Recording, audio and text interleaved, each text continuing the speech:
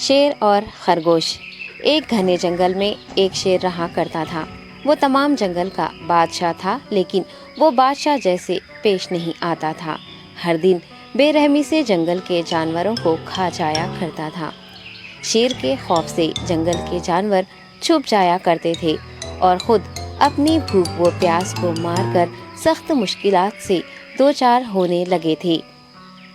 इस तरह कुछ दिन बाद जंगल के तमाम जानवर एक मुकाम पर जमा हुए और शेर के शर से महफूज रहने के लिए सब मिलकर राय मशवरा करने लगे। सबने अपनी अपनी बात रखी और आखिर में एक गीदड़ ने कहा, मेरा ख्याल है कि हम रोज शेर के हाथों मरने के बजाय हम खुद एक एक बार शेर के पास चले जाएं।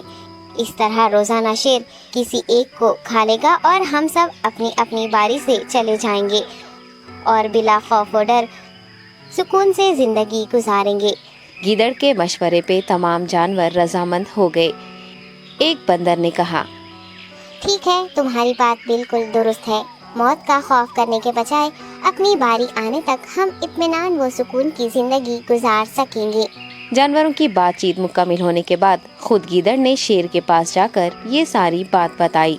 गीदड़ की बातें सुनने के बाद शेर ने कहा, मैं बादशाह हूँ, इसलिए तुम सब की बात मान रहा हूँ, लेकिन एक बात गौर से सुन लो।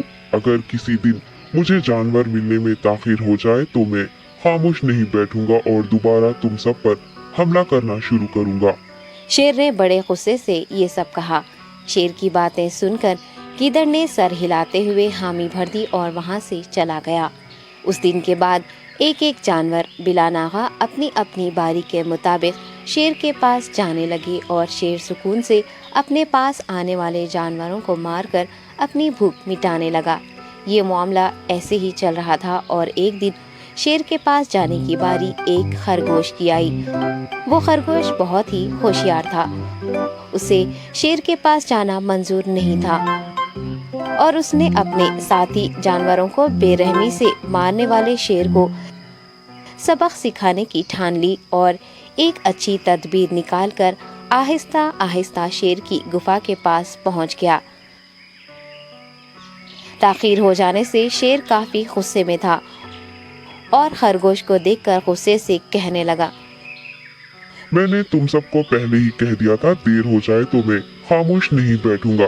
तुमने वादा खिलाफी की है, इसलिए मैं जंगल जाकर मनचाहे जानवर का शिकार कर खा जाऊंगा। तब खरगोश ने शेर से कहा, माफ कर दीजिए बादशाह सलामत, गलती हो गई और इसका एक वाजिब सबब है। इत्मीनान रखिए, मैं बयान करता हूँ, आप सुनिए और उसके बाद आप आराम से मुझे मार कर खा लें। शेर ने फिर गुस्से से कहा, वो क्या बात है, जल्दी बताओ। खरगोश ने कहा, बादशाह सलामत, मैं आपके पास आ रहा था और रास्ते में मुझे एक शेर मिल गया और मुझे मारने के लिए आगे बढ़ने लगा। मैंने आपकी बहादुरी की बात उस शेर के सामने रखी, लेकिन वो शेर आपके बारे में बहुत बुरा भला कहने लगा। ये सुनकर मैंने गुस्से से कहा, तुम हमारे जंगल के नहीं हो, हमारे बादशाह के बारे में ऐसी बातें मत कहो। ये सुनकर वो शेर मुझ पर हमला करने के लिए तैयार हो गया। ये देखकर मैंने कहा, तुम मुझे मारोगे तो हमारे बादशाह तुम्हें हरगिज़ नहीं बख्शेंगे। तब उस शेर ने कहा, तुम्हारा बादशाह मेरा क्या कर लेगा?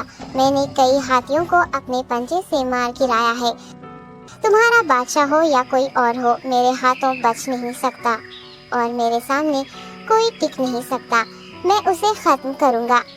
ये सब बदतमीजी करने लगा। मैंने उस शेर से कहा, तुम हमारे बादशाह से आकर बात करो। तब उसने फख्र से कहा, मैं क्यों आऊँ? तुम्हारे बादशाह में दम है तो उसे ही यहाँ लेकर आओ। ये कहकर मुझे दबाने लगा। बादशाह सलामत, इसीलिए आने में ताखीर हो गई। ये सुनते ही शेर गुस्से से कहने लगा, चलो अभी चलते हैं, उसे खत्म कर दूंगा। ये सुनने के बाद खरगोश ने शेर को जंगल के दरमियान मौजूद एक कुएं के पास ले गया। खरगोश ने कहा, बादशाह, इसके अंदर देखिए, वो वहाँ आपका बेसब्री से इंतजार कर रहा है। आप उसे अच्छा सबक सिखाइए। शेर गुस्से से फौरन कुएं में झांकने लगा और जोर से दहाड़ने लगा।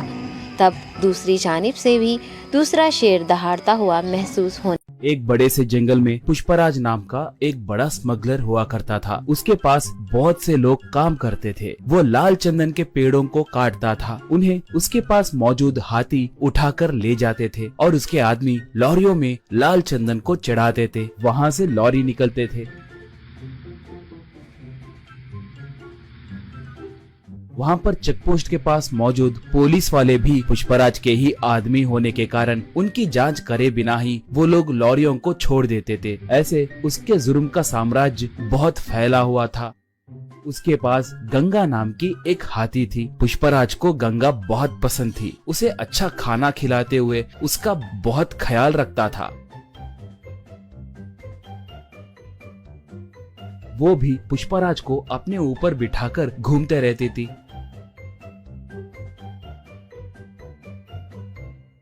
पुष्पराज आसपास के गांव में भी बहुत दान करता था। इसलिए अगर गांव में कभी कोई पुलिस की गाड़ी आती तो उस गांव में रहने वाले पुष्पराज के आदमी तुरंत पुष्पराज को फोन करके उसे जानकारी देते थे। इससे पुष्पराज सतर्क होकर जंगल में दूसरे इलाके को अपने आदमियों के साथ मिलके चला जाता था। पुलिस वाले आकर वहां पर देखे तो उन्हें कोई नहीं दिखते थे। इससे वो लोग सर पकड़ लेते थे। एक बार उस इलाके को एक नया एसपी आया। उसका नाम शेखावत था। वो बहुत बड़ा रिश्वतखोर और भ्रष्ट ऑफिसर था। वो बहुत बड़ा क्रूर और मूर्ख आदमी था। वो जैसे तैसे पुष्पराज को पकड़ने के लिए देख रहा था। एक बार गलती से गंगा एक घाटी में गिर गई, मगर वो पूरी तरह से घाटी में गिरे बिना नीचे एक बड़े से पत्थर के बीच में फंस गई थी। वो हाथी उसे बचाने के लिए चिंगाड़ने लगी। उसके चिंगाड़ को सुनकर पुष्पराज और उसके आदमी वहां पर आए। वो लोग गंगा को देखकर उसे कैसे बचाना है कहकर सोचने लगे। पुष्पराज तब, अरे इसे बचाने के लिए हमारी ताकत बस नहीं होगी। इसके लिए एक जेसीबी को लाना होगा। वो अब कहाँ पर होगा, उसे अब तुरंत लेकर आइए, कहा। एक तब, पुष्पा भाई, उस जेसीबी के मालिक का घर पुलिस स्टेशन के बिल्कुल बगल में ही है। हम अब उसके लिए गए तो बहुत खतरा होगा। पुलिस वाले हमें पकड़ सकते हैं। हम अब गंगा को छोड़ दिए तो ही अच्छा रहेगा। हमें वहाँ पर जाने के लिए हिम्मत नहीं है भाई, कहा। पुष्पराज उसे एक खींच के मारकर, गंगा के लिए मैं चाहे जितना भी दूर जा सकता हूँ। आप नहीं गए तो मैं ही जाकर उस जेसीबी को लाऊंगा। इसके अंदर आप लोग रस्सियों को तैयार करके रखना, कहा। ऐसे वो बाइक को लेकर गांव में आया। उस जेसीबी वाले से पूछकर जेसीबी को लेकर निकला।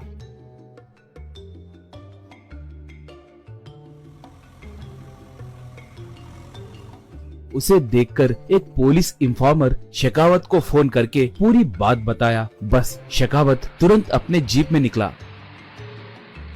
पुष्पराज पहाड़ के पास पहुंचकर जेसीबी को रस्सियां बांधकर उनसे गंगा को ऊपर खींचकर उसे बचाया। गंगा ऊपर आकर खुशी से चिंगाड़ने लगी। पुष्पराज को अपने सूंड से आशीर्वाद दी। इतने में शेखावत वहां पर आकर बंदूक से पुष्पराज पे निशाना साधा।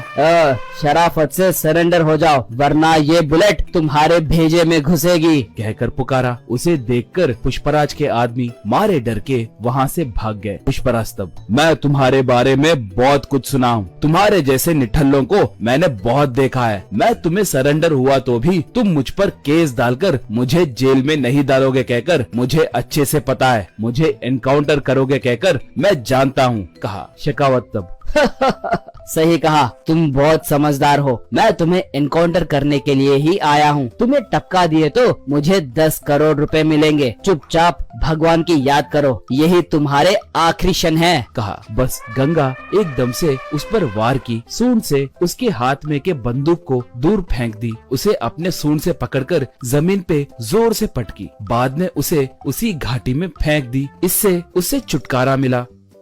बाद में पुष्पराज गंगा को प्यार से चूमा। उसके ऊपर बैठकर जंगल की ओर निकला पुष्पराज। दोस्तों, आपको ये कहानी पसंद आई तो दया करके हमारे चैनल को सब्सक्राइब कीजिए। उसके साथ साथ वीडियो को लाइक मार के आपके दोस्तों को शेयर भी कीजिए। पुष्पा 2 के लिए कौन कौन इंतजार कर रहा है हमें कमेंट में बताइए। धन्यवाद।